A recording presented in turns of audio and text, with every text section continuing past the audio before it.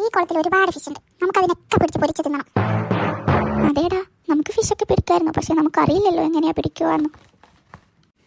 എന്താണ് അവരിങ്ങനെ രഹസ്യം പറയുന്നത്? എന്നെക്കുറിച്ച് മറ്റോ ആണോ? ഒന്ന് അടുത്ത് പോയി നോക്കട്ടെ. എടി, ഞങ്ങൾ എത്ര നേരമായി നിന്നെ വെയിറ്റ് ചെയ്ത് ഇവിടെ നിൽക്കുന്നു. ഞങ്ങൾ ചില പ്ലാനൊക്കെ ഇടുന്നുണ്ട്, നീ കൂടെ കൂടത്തില്ലേ?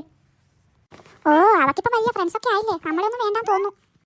എടാ, നീ എന്നെക്കുറിച്ച് അങ്ങനെ ഒന്നും കരുതല്ലേടാ. ഞാൻ അവർ വിളിച്ചപ്പോൾ അവരെ കൂടെ പോയതല്ലേ. അവർ എൻ്റെ അയൽവാസികളാണ്.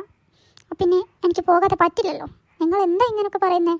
അതുപോട്ടെ, നിങ്ങൾ ഇതുവരെ എന്താ പ്ലാനിട്ടെന്ന് എൻ്റെ കൂടെ പറയും.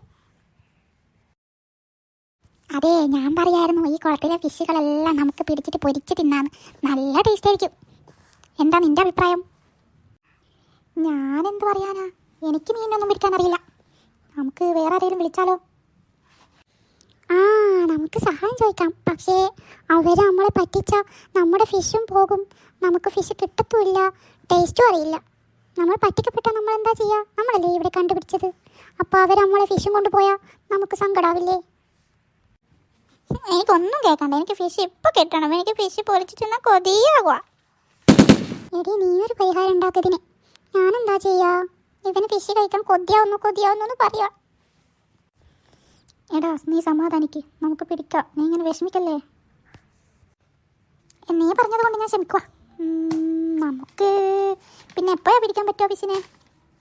എടാ, നീ ഫിഷ് എന്ന് പറഞ്ഞ് അലമ്പുണ്ടാക്കാതെ ഒന്ന് അടങ്ങ്. നമുക്ക് മാർക്കറ്റിൽ പോയിട്ട് കുറച്ച് ഫിഷ് വാങ്ങിയിട്ട് വീട്ടിൽ കൊണ്ടുപോയി പൊരിച്ച് തിന്നാം. തൽക്കാലം നിൻ്റെ ആഗ്രഹം അതിനാലെ ആശ്വസിപ്പിക്കാം. ഓക്കെ, നമുക്ക് പോയാലോ? എന്നാ വാ, നടക്ക്, നമുക്ക് പോവാം. മീനിൻ്റെ കാര്യത്തിൽ ഇങ്ങനെ ഹാപ്പിയാണെങ്കിൽ ബാക്കിയുള്ള ഫുഡുകൾ എങ്ങനെയായിരിക്കും? നല്ല രസമുണ്ട്. ഞങ്ങൾ ഫിഷ് വാങ്ങാൻ പോകുന്നു, മീൻ തിന്നാൻ കൊതിയായി, ഫിഷ് തിന്നാൻ കൊതിയായി.